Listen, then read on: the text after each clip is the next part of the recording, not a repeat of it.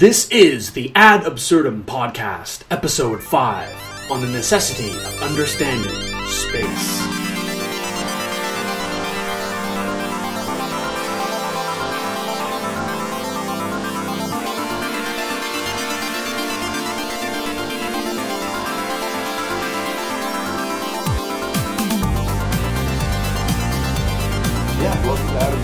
Welcome to Ad Absurdum, the show that bridges the gap between the profane, the mundane, the insane, and the harebrained.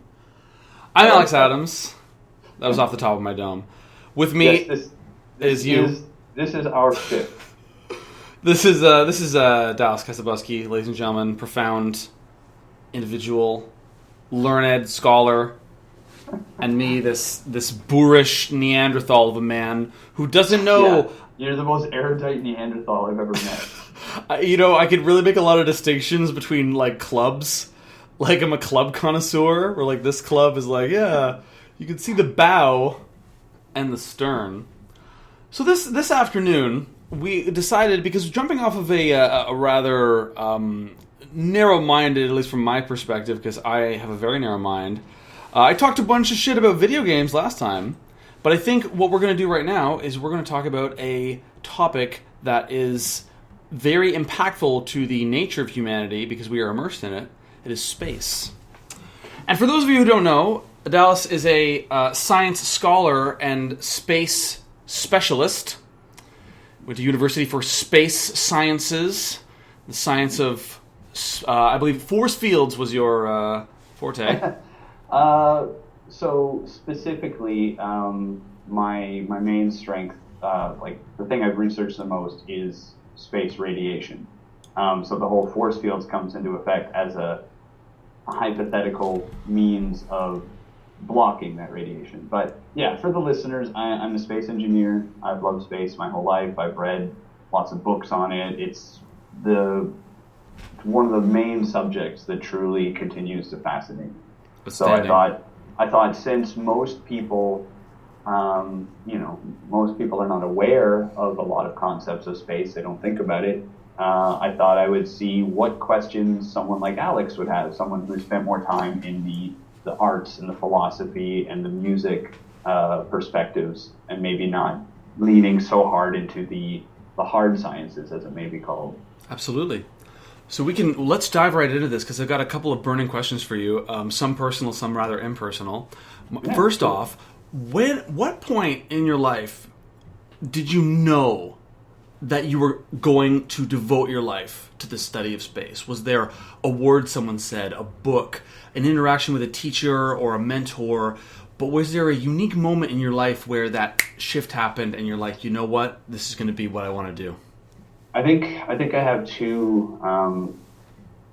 One is less of a moment, and one is a very distinctive moment. So, okay. When I was 5 years old, I said to my parents, "One day I'm going to work at NASA." Wow. Basically, it comes from a combination of things like, my family likes Star Trek, so that was in my life very early on. And so the love of space was there. And I also, I didn't know much, but I did know that, NASA was a place where people go to, when I was a kid, when I was that age, I thought NASA was a place people go to invent stuff and work on space things. Mm-hmm. So from that age, that's what I wanted to do. I told my parents, and they were just like, that's great. You better work hard, because that's a really hard path to get to. It's an important lesson. So I continued with that. Another very distinctive moment was I was in high school, and I still wanted to do something with space. I didn't know exactly what. I was always reading about it, always learning, trying to figure out what careers existed. I took all the maths and sciences in high school, mm-hmm. and the Columbia incident happened. So 2006. Yes. Space Shuttle Columbia comes down, problem, and it explodes, and the remains of it were basically strewn across the United States. And at that moment, I looked at it and I was like, and they were talking about how the problem was with the insulating foam that protects the craft. And I mean, I've been raised on Star Trek my whole life, so I'm used to seeing warp drive, shields, all this stuff. And I'm like, they're still using foam? I can do better than that. And that was the moment that I vocalized wanting to be a space engineer as opposed to some kind of astronomer or scientist. I thought, okay, I don't want to just study space. I want to make it easier. I want to make it better. I want to make it more accessible. Wow. So those two would be very distinct moments for me. Wow. I've always known this is what I wanted to do, and that moment in 2006 was when I was like, okay, that's how I'm going to do it. Were there any obstacles initially from out externally or internally that you started to encounter when you began to study space professionally? You began to devote your time and your resources to acquiring this understanding? Definitely. So the first one was when I told my parents I want to work at NASA when I was 5. The first obstacle that became very clear was financial. Yes. My parents said, you better study, you better work hard, because they're literal words where you better work hard because we can't afford that. So if you want to get there, you're going to have to really work to get there. And it was never presented as you're never going to be able to do that, or we can't afford it, don't even try. It was more of well, that's going to be really difficult, so you better work hard. Mm-hmm. So the financial one was big. I come from a small town, and no one, a few members of my family had been to military college or college. My dad's an electrician, so he's had training and things like this. But nobody except my teachers had ever gone to university. And certainly no one had gone into a very extensive career. I didn't know any doctors. I didn't know any lawyers. I didn't know anyone with, that kind of vocation. Yes. So, so the financial was a big one. And then the second one was a lack of guidance, because I didn't know anyone who had done anything like this before. I didn't know what to do or where to go. Mm-hmm. And I mean, it's easier now, ladies and gentlemen, who have the internet. You can just simply Google space guy, and then just start figuring out what to do from there. And you have these more vocal heroes like Chris Hadfield. You can tweet Chris Hadfield now and say, what do I need to do to be an astronaut? And he'll just tell you, basically. But at the time, I didn't have that option, and I didn't know anyone who could tell me. So a lack of guidance was a big one. I didn't really have anyone telling me that it was stupid or impossible or anything like that. I mean, the funny thing is, I actually did have this pressure, but never to my face. I found out later that a lot of people, close family, extended families, and people around town, their perspective was basically, I never thought you would get there, but I'm glad you did. I found this out after I came back from Christmas during my master's. I had a lot of people say, I never thought you would get there, but good job. And they didn't mean it as an insult. They didn't think there's no way that you could possibly get there. They just literally thought there would be no physical way for anyone, especially someone from a small town with no money, to achieve that. They just, the society had put pressure on them to believe that the best you could achieve is what is in your immediate area. Do you have any... Oh, go ahead. I was just going to say, money is always a big one. Lack of guidance is another one. And a lack of belief was always a big one, but thankfully I've not only had the dream, I've had the hard work to carry it through. So even when they didn't believe the dream was possible, they're like, well, he's really smart. and he's working really hard, so he's going to do something, if maybe not that crazy space thing that he thinks. And that's definitely the power. That's the 1-2 punch, because we've known each other for a long time. And that's one thing I've definitely acknowledged in you is the tremendous intellect, but the work ethic as well is something that I'm working towards. Even though a lot of my friends know me as a really motivated guy, that's definitely something that I'm inspired by. It's taken a long time to develop it. Trust me. Yeah. It didn't just like happen. That's true.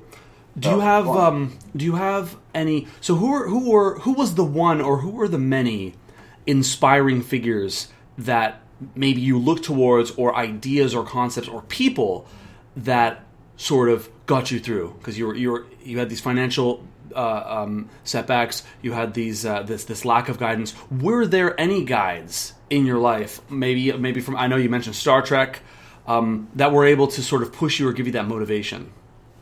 So, yeah, there were a few, but it wasn't as simple as, I bring up Chris Hadfield because he's tremendously successful and popular. He was never a mentor for me because I didn't know him. I didn't know anything about him. His fame came to be after I'd already started my path. So I never had anyone like that. I never had anyone who was like, that guy is the guy I want to be. Not in real life, anyway. Of course. You mentioned Star Trek and things. I mean, for a while, I fancied myself as a Scotty in training. Yeah. Engineer, wisecracking, could do anything. He could wire anything to anything. He could make miracles happen.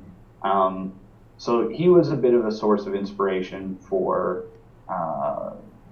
what it was I wanted to become, because there were no real life analogs that I knew of who I could be like, I want to be like that guy. Yeah. It's also an easy way to explain to someone, well, what are you trying to do? What are you trying to be? You're like, Scotty. Yeah. Like, oh, okay. And they still make me think that's impossible, but they at least know what it is that I'm trying to achieve. Absolutely. Outside of that, though, I've had a lot of support over the years. My parents, my family, they have never wavered, and that in itself is almost a miracle, because a small town, and your parents, people are generally more likely to push you to do something they're more familiar with. Yeah, so absolutely. I've had more support than I realized, in the fact that, when I was a kid, my parents were working on our house doing renovations, and they were like, here, come hold this, fix this, learn how to do this. And I was like, I want to read about space. I'm going to go read this book. Yeah. And they were like, yeah, you can do that, but do this first. Which is a much better attitude than, put that book down, you're never going to go there, learn how to cut wood and be, a tradesman or whatever. Like, Absolutely. they very well could have taken that attitude and been more justified, in the sense that it's a more likely, reliable future than this weird space one I was setting out. Yeah. And then the same thing with my friends. I've never had anyone close to me ever say, you're never going to do that. Even when I started to learn about the harsh realities of it, most of my friends are like, no, you're gonna be fine. That's so crucial.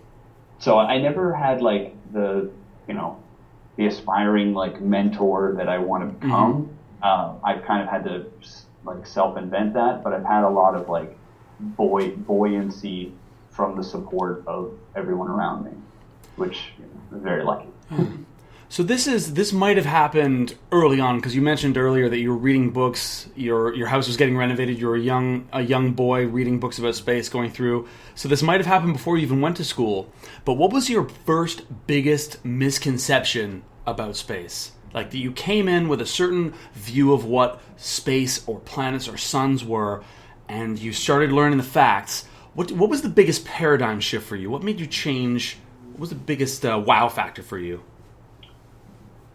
I guess probably, honestly, the biggest one would be the difference between the stylized fiction of Star Trek and the harsh reality of how we actually do, like, space operations. Yes.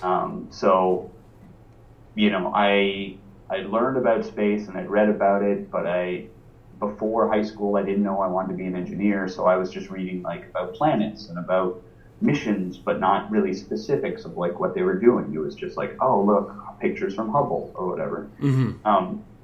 But then as I started to become more engineering inclined, I started reading about how did they design things, how do they do these missions, and I realized like, oh wow, okay, we have a lot of work to do to get to the point where, in my mind, I still want to get to that like Star Trek level, and we're still at the point where,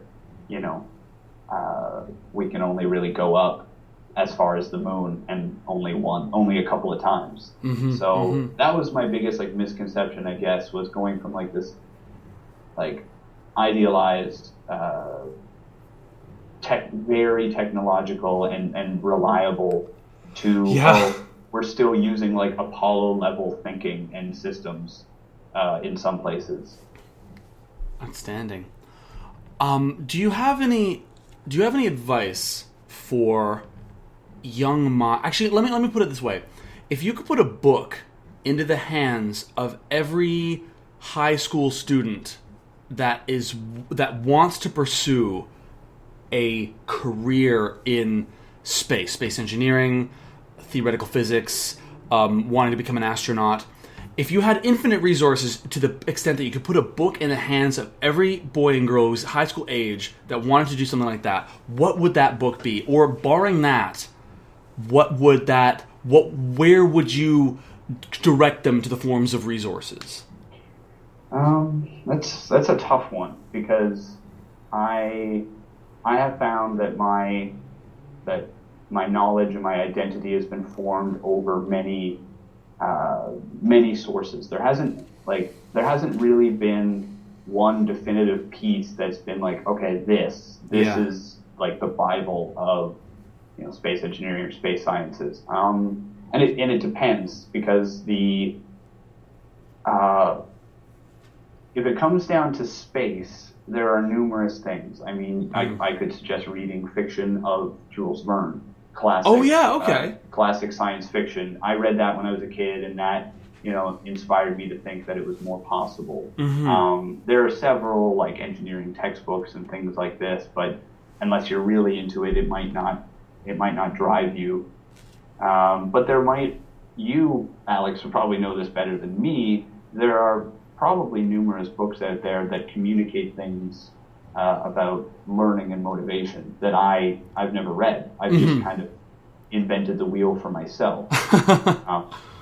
So the main thing that I would do in terms of resources is I would, first I would just tell everybody that if you want to do something, learn everything you can about it. And actually, I have a more succinct answer. Chris Hadfield, again, he was once asked something similar. And his book, An Astronaut's Guide to Life on Earth, that's a great book. It's a good book for telling you not just about his journey to become an astronaut, but how, like, the different perspectives and the different mindset that he had for getting him there. And there's this comic that someone made based on words he said from the book, and the short version is, if you want to become something, then you make sure you're serious, and then devote your life to moving in the direction of the thing you want to become. And don't worry too much about becoming that one specific thing. Just keep moving in that direction. So he wanted to be an astronaut, but at the time, he was a Canadian. He still is, but he was a Canadian in a country that had no space program. Canadian Space Agency is relatively new. Yeah, the Canadarm. Yeah, there was none of that, really. Wow. And there were no Canadian astronauts. Astronauts were Russian or American. But he knew that's what he wanted to do, so he took math and sciences. Okay. He went through Royal Military College and he became a test pilot, because he thought, being a pilot is applicable to being an astronaut, and it's something I'd like to do. And he learned and he pushed himself. And what basically ended up happening was, when Canada finally was like, hey, we're going to start recruiting astronauts, he was like, well, look at all this experience I've built up.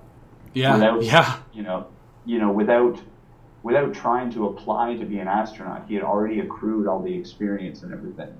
So it's very good advice is to check out that book, An Astronaut's Guide to Life on Earth, and also just try to make your life around this.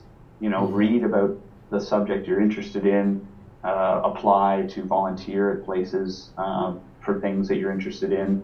And that way, even if you don't become the astronaut that you want, for some reason, maybe you'll become something that is unexpectedly better, or something within your grasp that you're happy with, that you didn't expect. You could just settle to be an engineer, or you could be a scientist or something in your field. Yeah. Yeah. I remember reading, when I read Chris Hadfield's An Astronaut's Guide to Life, it was extremely, what really hit me about that, the level at which he pushed himself, and it was such a passion project for him that when he was studying in Russia, learning Russian with these Russian pilots, I think it was some sort of pilot school, he described it as he was going to bed, and it felt like his brain was like a fried egg, because he could feel the neurons being myelized and like all of the neural wiring just happening, and that was just a mind blow. What do you think every world leader should know about space before they go into office? Okay, good question. Let me take a moment here to break the fourth wall and address the audience. Please. When I asked Alex to ask me about space, I didn't realize he was going to ask me about I should have realized it, but I didn't realize he was going to ask me about my personal journey. Oh, I've got other questions, but yeah. Yeah. So I just want people to know that this whole hour of Dallas, exclaiming how awesome he is not entirely my doing. I don't want the fans to be like, hey, Alex, you should ask me 1,000 questions about how great I am, and I'll answer them. It's my ulterior motive, man. I live to make people bigger. So, okay, something that world leaders should know about space before they do it. The first one, very obvious, but they should realize how much they use space all the time, every day. Let's talk about that. There is a anecdotal story of a senator who was once being, basically satellite manufacturers were saying, hey, we should put more money into making satellites. And he was like, why? And he's like, well, weather satellites and stuff like that. And he's like, why would I need to make a weather satellite when I can just check my phone? There's a parable in there. Yeah, and maybe not entirely true. Maybe someone just made it up. But yeah. The fact remains that space is literally removed from us. It's far away. And people don't think about it. They think it doesn't, they don't think about it at all. So at best, they're just apathetic. And at most, they may even think, oh, we're wasting money on it or whatever. But you use it every day. Even if you're not on the internet, even if you don't use television services, even if all you do is you drive into town, you go to the store, and you buy groceries, and you use your debit card. Yeah. That is handled by a satellite, because every banking financial transaction in the world that's not done in just cash on a register is handled because of satellites. Because what they do is when that payment is processed, it is instantly processed by the cash, the bank, and the satellites. And the reason that that's done is because the stock market is extremely precisely timed. And absolutely. That would cause problems where someone would sell and this person would buy, but they weren't at the right time, and then this person would lose all their money. Yeah. So every banking transaction you do is done by satellites, and search and rescue teams have become much more effective. Worldwide communications, weather planning and charting, understanding of our planet. There are numerous examples of how we use space all the time and ways that it helps us. And that would be the first thing I'd want a world leader to know is okay, maybe you're not interested in it, that's fine, but you should know that it is a very effective business. And, people think that space is expensive. It is and it isn't. Yes, it's very expensive to send one rocket up, to send up one satellite, but the returns that you get are enormous. The problem is that space efforts are very visible, but the money you get from them is spread out, so it's hard to count. But space does make money, and it makes money for a lot of different people who even are not interested in space. Very good. So, What's the scariest fact about space that you know? scariest fact. Or most humbling? I don't want to get... Well, actually, No, we've been I- lighthearted. Let's get to the scary stuff. What's the creepiest... Is this... Let's see. There's a number of them. I'm trying to think of like what. You can give me a couple. Okay, well, humbling / scary, more awe-inspiring, I guess, is this isn't even a fact. This is a story. So Michael Collins, he was the third astronaut in Apollo 11. So Apollo 11, they go to the moon. Mm-hmm. Buzz Aldrin, Neil Armstrong, they go down and they land on the moon.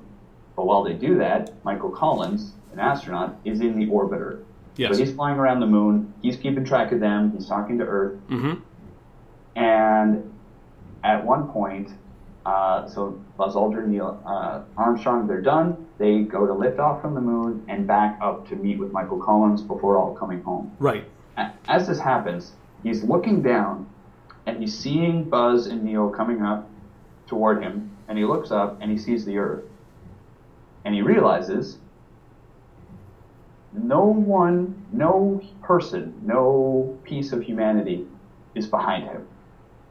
Wow. He is literally the farthest person away from the planet Earth, and he is alone. And he had this crazy experience where he felt so isolated and so alone. Wow. And he was up there for days, just basically, keeping track of stuff. And he wrote some poetry and things to go with it. But in space? Yeah. Wow. Yeah, we can get back into that in a moment. Sure. So, I don't know if it's kind of scary, right, to feel that you're so alone. It's humbling to feel that as well. Mm-hmm. In terms of facts and stuff, there's numerous ones. The human body is not made for space, Mm-hmm. and it changes very dramatically based on being in space. You lose muscle mass, you lose bone density very easily. Nauseous. Your depth perception changes. Your taste changes. Really? Yeah. There's a number of things where. So, for example, when astronauts were training to land on the moon, they had to do a lot of these tests in order to understand how their perception changes, because something that looks easier to do, like for a pilot on Earth, is actually more difficult for these pilots, because they see what it looks to them like a little hill, and it's actually a crater because their perception is off. I see. I guess the one term of scary that is very obvious, but we are very alone. We are this one planet in this one solar system in this one galaxy, and there are pictures that you can look up on the internet where every little speck of light that you see is actually a galaxy, which means that it has millions and millions of planets and stars and everything. Wow. So it's hard for me to give you a scary one. I mean, you could detail what happens to the human body if, let's say, you were to, leave your spacesuit or something like that. Does it happen like Total Recall? I don't exactly know, because I've heard a lot of different things, like some people, but basically, in terms of that, yeah, I guess that's probably the short answer you're looking for. But in terms of that, if you were to become exposed to the vacuum of space, a number of things would happen. You wouldn't total recall out, so your eyes wouldn't start popping. There'd be no puppetry involved. There would be no. Yeah. So you're obviously, it's very cold in space. So your skin would depend. Back of your body would flash freeze. The part of you facing the sun would instantly get UV burns. Yikes. Because the thing is, people don't realize, it's cold in space, but the atmosphere not only keeps us warm, but it spreads heat out.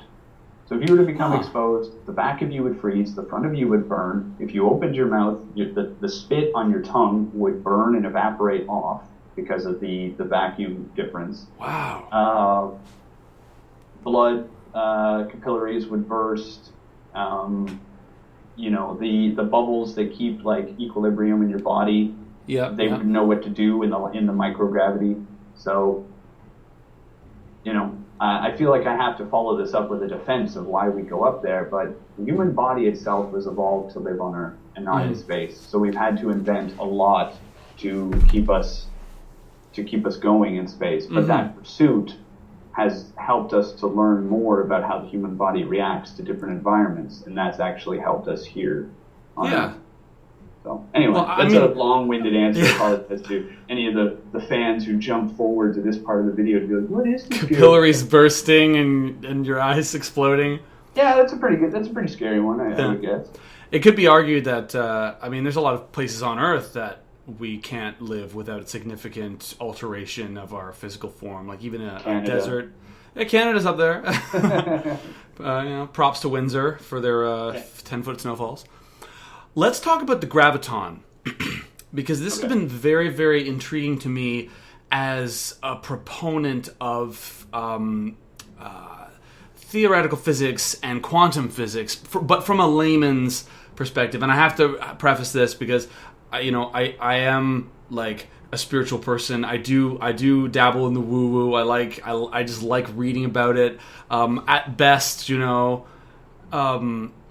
the idea, like, what I'm saying is, when I read some of these books, I read The Dancing Woolly Masters by Gary Zukov, and that talked a lot about Feynman particle physics and these particles coming out of nowhere, and the idea of gravity being this force, this sort of unknowable thing.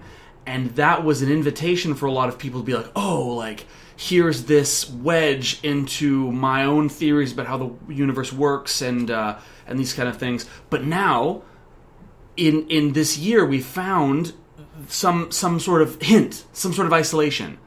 Have we isolated the Graviton, Dallas? What does this mean? What discovery was this? Well, I'm not sure if we've isolated that. Let me take a quick look here. Sure. No, it's as I thought. Okay.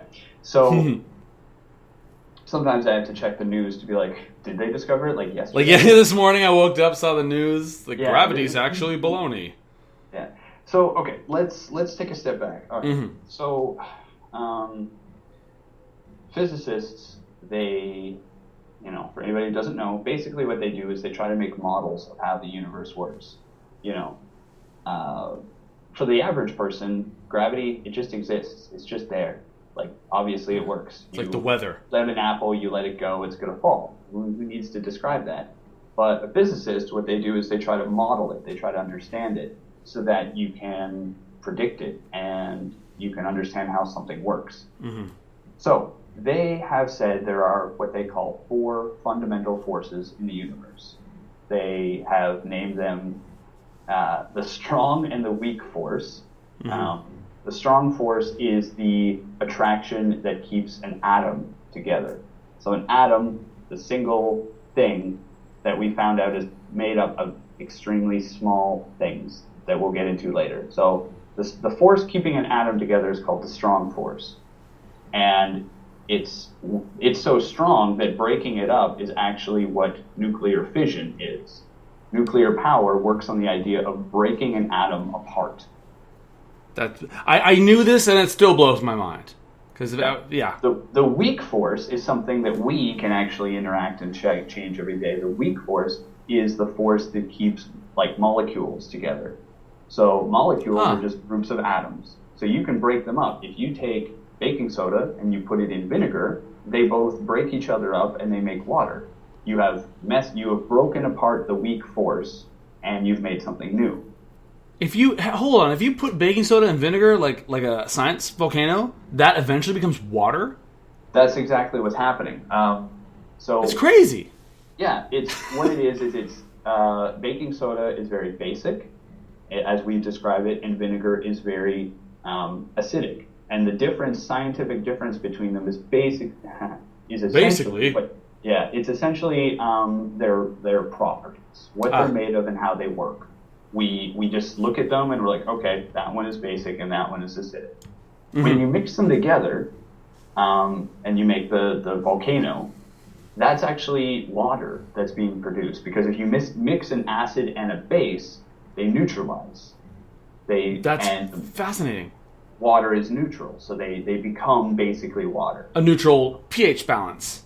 Yeah. Oh. So for cool. the scientific-minded of you out there, what happens is that the oxygen from one and the hydrogen from the other breaks apart from each other and comes together to form water. Water and whatever's left over. Gatorade. So we were talking about, thank you for that segue, or that tangent. So we were talking about the graviton and the weak nuclear force, which is the molecular force. Right. So we're getting back. So strong and weak, we've done that. Then you have electromagnetic. So electricity, magnetism, they're related. We have understandings of how they work. We can come back to it, but electromagnetics is a force that is one of the fundamental forces of the universe. And then you have gravity. Okay? And here's the problem. Strong force, weak force, and electromagnetism, mathematically, they all work the same. Yes. If you look at the formula for if you look for the formula for an electric field, you look at the formula of a magnetic field, and you look at formulas for strong and weak force interaction, they work very similarly. They're almost the same equation. You just use a different number or a different letter. I see. It's this equals this times this. That equals that times that. But then you look at gravity, and it does work similarly, but we don't exactly understand it, because with strong and weak force, you have particles that are interacting. Molecules break apart. You got stuff. With electromagnetism, you have, again, you still have particles. You have electrons and positrons. They have charge, negative and positive. They interact in a weird way. They come together, that's magnetism. They move around, they make an electric or a magnetic field. Yes. But there's no particle for gravity. Yeah. And that's the thing with physics, is a lot of times, well, first off, they want to make everything work, but they want to make everything work in the same way. It's so much easier if you're telling a child, blue is a color, red is a color, purple is also a color, and kids go, oh, I get it, so I can use this crayon to illustrate that color. Yep, that's how that works. But now you have blue is a color, red is a color, and 3 is a number. And they're like, I can't color with the number 3. No, you can't. Well, why? Because you cannot do that. So gravity, we don't understand exactly how it works, and we haven't found a particle that, if the models, if someone says, well, to make an electric field, you move a magnetic field, or you move a charge. You take an electron, you move it around, there's an electric field. Yeah. Or magnets. You can, that's a turbine. Yeah. And someone sees a planet pulling another planet toward it, and they think, well, okay, but what's making that field? Is it the planet themselves? But what about it? Is it the particles? But how? Yeah. So graviton, Higgs boson, other things like this, they are a physicist's way of trying to understand how gravity works. And so far, we've not figured it out. We haven't isolated it. We've found different particles, smaller and smaller pieces of the universe, but nothing in how they act seems to say, oh, this is how gravity exists and this is how gravity works. And it's very confusing. So that's the graviton is essentially a hypothetical particle that physicists think that if it exists, it would make gravity happen. So the idea is, you see this in fiction. Well, let's say we're in space and we are on a ship, but we don't want to float around. We want to walk around normally. Yeah. Well, how do we do that? Well, in science fiction, it's like, well, if we just had a lot of gravitons, they would make gravity. If you have a lot of electrons, you can make an electric field. Oh, so yeah. If we had a lot of gravitons, we'll just make gravity, and then our boots will get stuck to the floor. But we haven't found a graviton yet to figure out. And if the graviton was to exist, you could do the opposite. You could say, well, I want to jump 30 feet in the air. What's holding me down? Gravity. What's making gravity happen? Graviton. So let's clear the gravitons out of my boots and jump 30 feet in the air. Like how you can shrink marshmallows by pumping all the water out of, pumping all the air out of a box. You can make marshmallows go crazy. Yeah, so... That's what Bill Nye the Science Guy taught me. Yeah. The graviton and the Higgs boson are these proposed hypothetical particles that could explain how gravity works. That's the shortest, easiest answer. And the funny thing is that most of the time when physicists say, "Oh, this particle probably exists," it usually ends up existing. Look, I know an example of this. Look at Stephen Hawking's black holes, if I'm not mistaken. Yeah, he thought that black holes may also release radiation. Everybody had theorized about black holes being like, oh, they're these things, they suck everything in, and that's it. And he said, well, I think that some of them might actually emit radiation. Yeah. And we have since found out that that is more true than not. So the physicists are claiming there must be a graviton. There must be something. When we looked at how atoms worked, we thought there must be some kind of electric particle, and there was, called an electron. Yes. We discovered it. You can see it now. So they're like, there must be a gravity particle, a graviton. Very good. So that's what they're doing at CERN, is they're basically looking for that. Outstanding. Am I being affected by solar wind right now? Yes. So... Well, okay. That's a very simple question. You're being interacted with, but you're not really being affected by it. So let me get into that. So the sun is basically a big furnace of hydrogen. Mm-hmm. Hydrogen and many other things, but simply put, the hydrogen smashes together and it makes helium. Yes. This is what happens. It's called fusion. Fusion, when this happens, it makes a lot of energy and a lot of heat, and so the sun is made. And as it does so, it's this big furnace, and it's shooting out solar wind, as you say. Now, solar wind is made of a lot of things, mostly these electrons and protons that I was telling you about earlier. Unbound, like firing off. Yeah. Not attached to any neutron, proton-neutron combination. Yeah, they're just individual nucleus. Particles. Yeah, they're just individual particles. They're flying around. You might have collections of them, but really they're just flying out. Now, any that come near the Earth, the first thing they're going to do is they're going to interact with our magnetic field. Mm-hmm. And a lot of them are deflected by our magnetic field. They're bounced off. It's like a force field. Yeah. Right? They're bounced off or they're redirected. It's like hitting wind. You walk outside, the wind hits you, and you get pushed back. Buffeted. That's what happens. This is where the northern lights happen. This is perfect. This segues into another question I have. Yeah. Okay. Yeah. So the northern lights happens because the solar wind and other things out in the universe, when it moves near the Earth, it hits our magnetic field, and it rides along the magnetic field like a wave. I see. So it's, it doesn't just, some of it may be bouncing off, but a lot of times it hits, and it's like an ocean wave. It hits it, and then it surfs it. Mm-hmm. And the northern and the southern lights are made because these particles, they surf along the magnetic field lines, and they get closer to the north and south poles. Now, I'm going to come back to how the northern lights work in a moment. Of course. The second layer of defense that we have is our atmosphere. After a particle makes it through the magnetic field and the magnetic field lines, you have our atmosphere.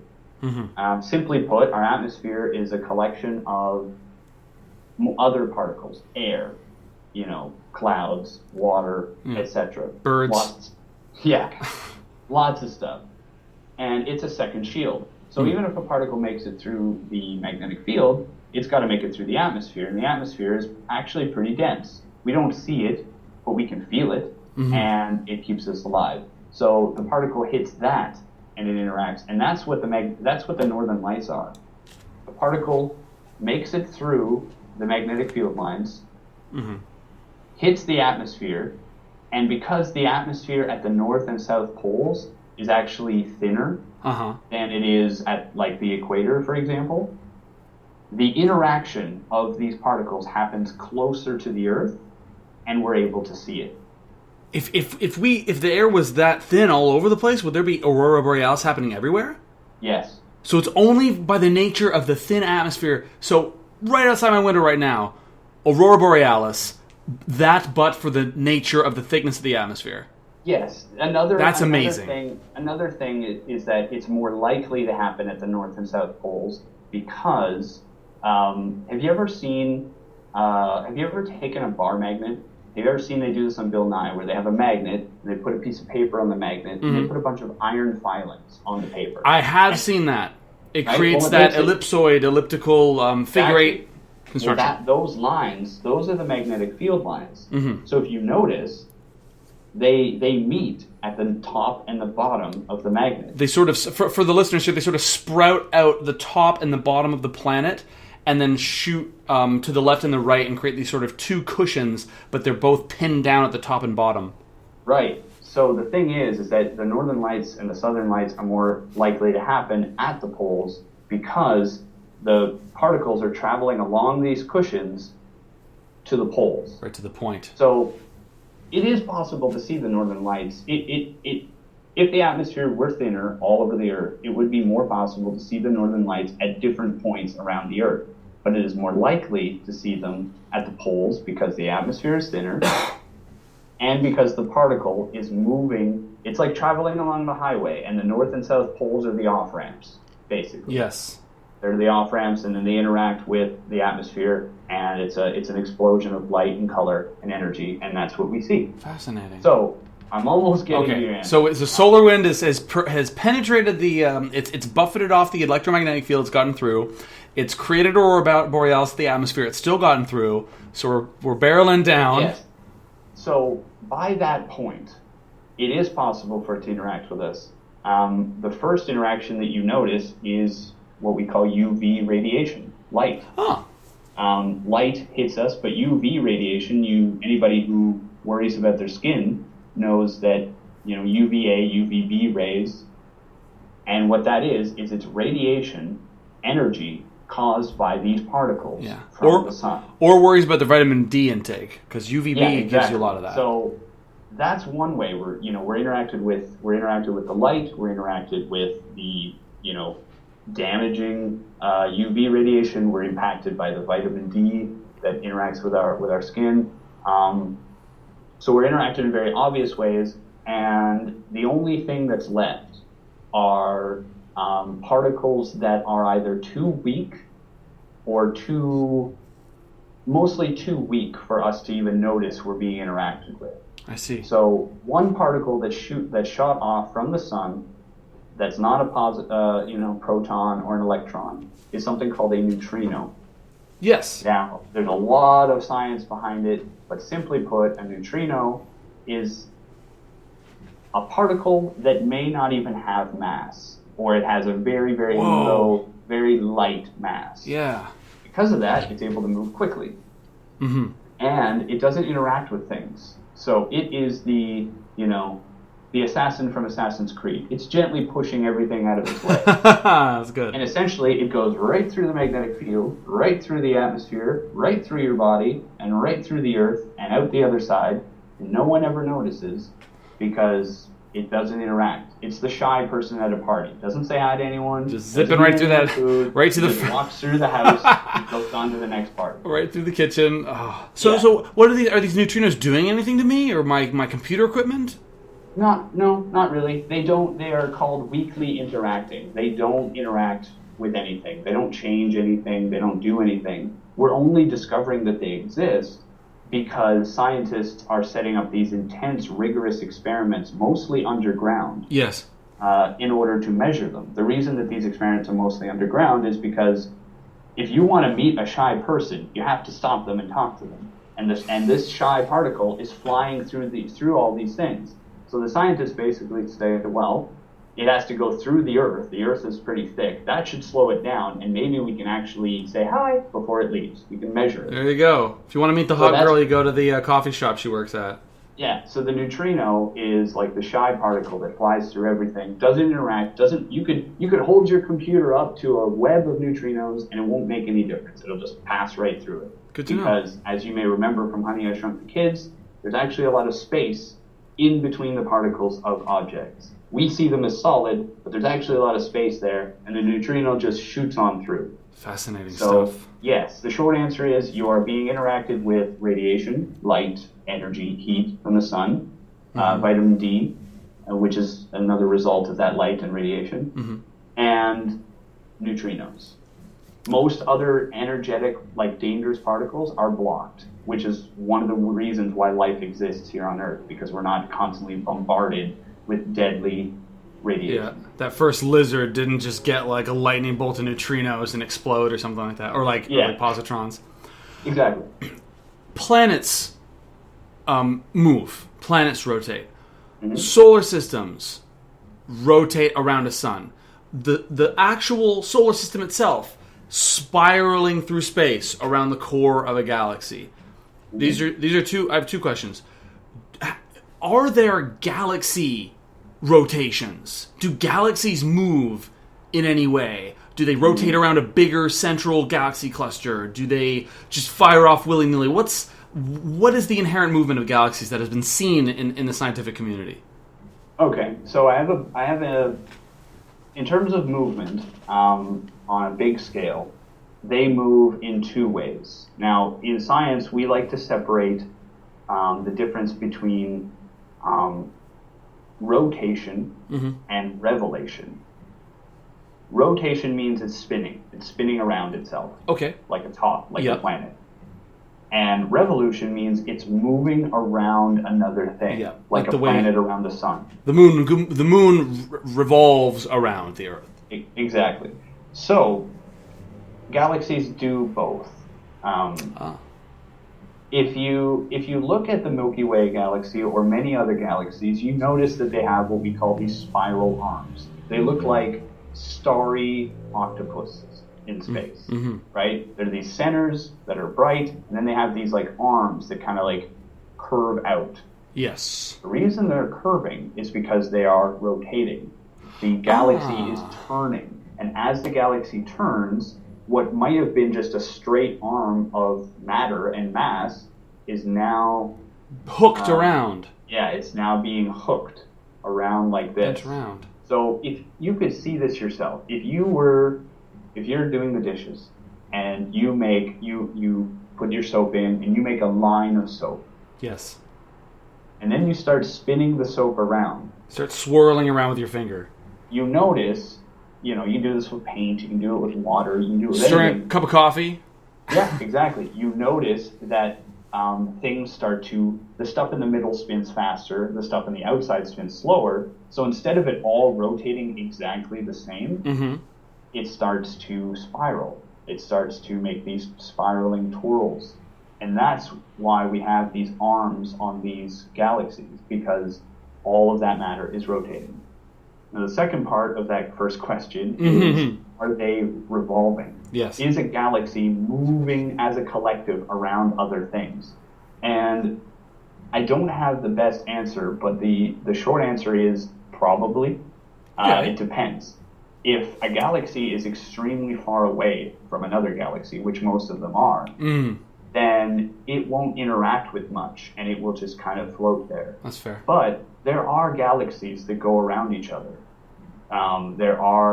Because they're both large enough that their gravity can affect each other, and they both spin around each other like a planet going around the sun, moon going around the Earth. There's a term for that, isn't there? Where two suns rotate around each other? We just call it a bipolar. That's it. Bistellar system. Fascinating. But the answer is yes. Galaxies both turn and move through space. Have we seen any solar systems in between? Because there's huge gulfs of space, incomprehensibly large gulfs of space between galaxies. Has there ever been evidence of solar systems in between galaxies floating around? I don't think so. Now, it's a scary thought. But Yeah, it would be. That could go back to the scary question Yeah. of space, but we have not seen that yet, to my knowledge. All of the solar systems that we see, which are just a collection of a sun and other stuff, whether it be planets, asteroids, whatever, we have seen those in other galaxies. The likely reason for that is because the physical things that have to happen in order to form a planet or a sun, Yeah. it's kind of like a newborn baby.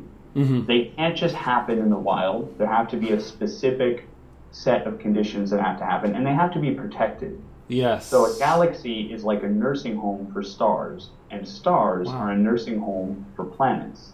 So we haven't really seen any, and the first reason is probably because it would be very hard for that to happen.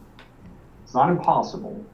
The second reason why we haven't seen it is because even though our telescopes are great, seeing one solar system in the darkness of space is actually very difficult. It would be like looking out over the ocean and seeing a candle. I see. At best. Yep. So it could be possible. We just haven't found it.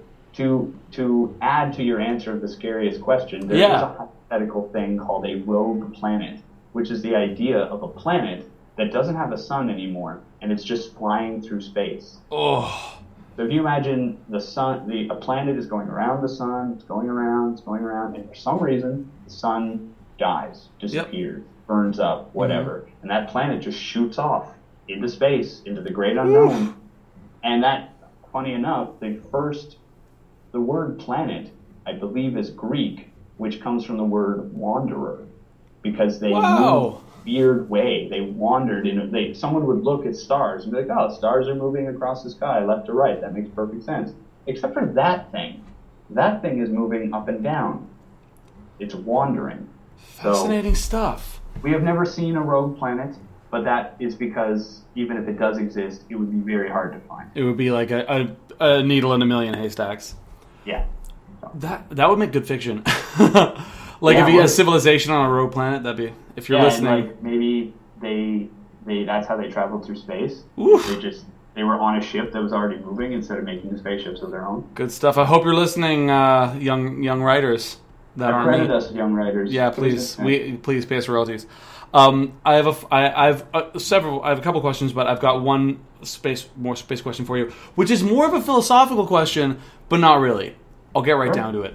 Why does the moon appear bigger to my eyes the closer it is to the horizon? And the reason I ask such a mundane question is because this has been on the tongue of observers of their surroundings for thousands of years. Plutarch, Montaigne, I think Schopenhauer talked about it. Everyone's talking about, and I see it. I drive down the road and I see this gigantic saucer moon. What is it? Why is it like that? I really feel it's not to do with like a science teacher explained to me very, very dismissively that it's just an optical illusion. Because I feel like you could construct a machine that could like somehow measure that. But what are your thoughts about this? So do you mean when the moon is closer to the horizon, or just in general? Like the moon sometimes appears bigger? The moon will sometimes appear bigger when it's the closer it is to the horizon. And when it's really close, it's like huge. I believe that the answer to this is, unfortunately, a scientific optical illusion one. But it is similar to the reason why sunsets exist. So maybe that's a bit more interesting. Okay. So let's go into sunsets for a moment and sunrises. Of course. When the sun is at the horizon, it's not really at the horizon, it's not really moving much, but the Earth is turning. The sun appears to rise above the horizon or set below it. As it's doing that, if the sun was above us, like high noon, then the distance between the light that we're seeing is really just the thickness of the atmosphere. Yeah, from the top of the atmosphere to the bottom. Exactly. However, if you think of yourself as standing there looking straight up, you look through the atmosphere, you see the sun. Now you imagine the sun is all the way to your far left, for example. Yes. It's setting or it's rising. Yes. Well, the distance from the horizon through the atmosphere, like the atmosphere, then the horizon, and whatever, you're looking at, the ocean or the mountains or whatever, all the way to you. It's farther. There's more atmosphere that the light is going through because it's diagonal. Exactly. So what happens is there's more light for it to go through, and the reason sunsets and sunrises are so pretty is because when the light has to stretch through that, a lot of the light is being blocked and interfered with by the atmosphere more than you're used to seeing. So you end up seeing the stronger colors that make it through, which are the reds and the oranges. That's a prismatic effect, isn't it? Yeah, that's exactly it. Our atmosphere is a big prism. The sun itself is not exactly yellow. It emits many colors, but yellow is the one that we see because it's essentially the most popular, let's just say. It's the one that hits us the most. So the reason sunsets look like that is because of that, and I would imagine that the reason that the moon looks larger is because if you could do this yourself, but you'd have to be careful. If you were to go swimming and you were to lower your eyes to the water, and assuming it wasn't chlorine, it was a freshwater lake, you could hold your eyes just near the water, and all the ripples of the water and the air and everything are going to magnify things. It's going to make it look larger.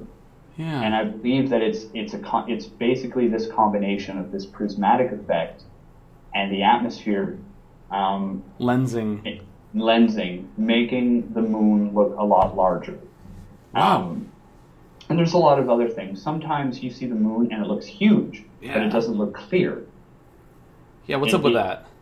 It's the same thing. It's being magnified, but its resolution isn't getting better. Enhance, exactly.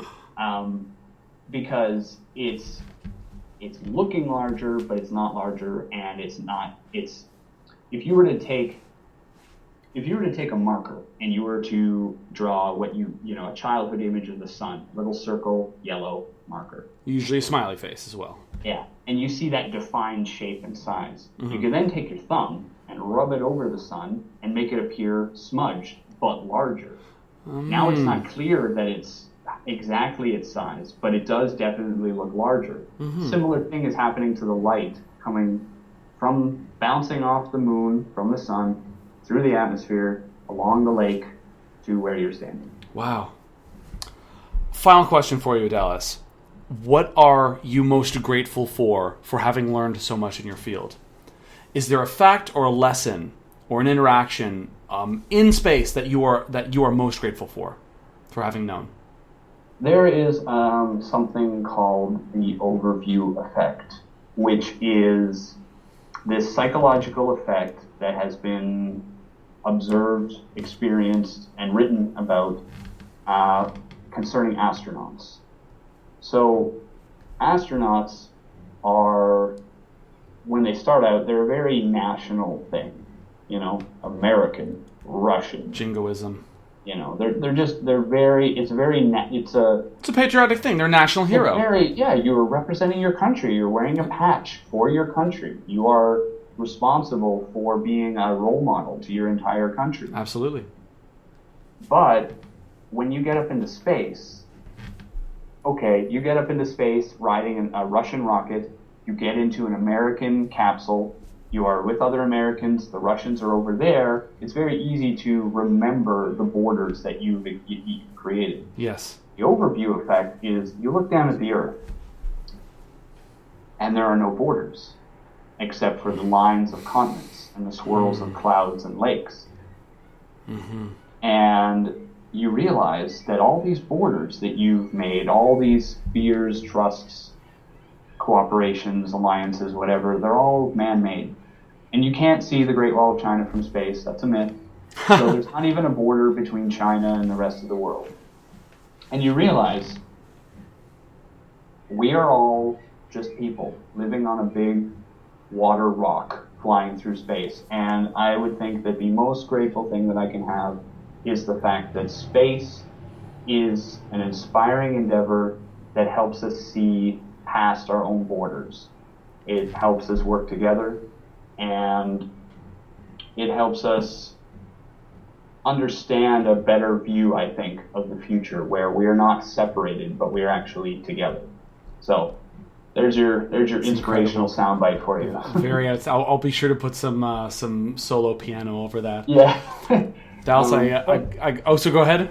I was just gonna say, yeah, it's a bit, it's a bit corny sounding, but honestly, that is one of the main reasons I love space so much, is that it is something we all can work with and believe in. Absolutely. I gotta acknowledge you because you're an incredibly intelligent guy, and I really appreciate you appeasing my workman's curiosity for this kind of thing. I know it's probably enjoyable for the both of us. And I had a lot of fun. And for dear listeners, I hope that you were even slightly educated in this kind of thing. Definitely pick up if you're interested in space. There's so many ways that you can become invested. There's so many courses now where there's so much opportunity that we have in this generation, in this lifetime. We've got YouTube, we've got the internet, we've got Skype. We're on a Skype call right now. Tweet Chris Hatfield. Tweet out to Stephen Hawking. I don't know if he's got a Twitter. Send comment here. Check out my blog. That's a good blog. I'm repping your blog. Embrace Space is a very good blog. It's a space-based blog. It's got a bunch of like life lessons and interesting space facts from like a decorated space veteran of space understanding, space scholar.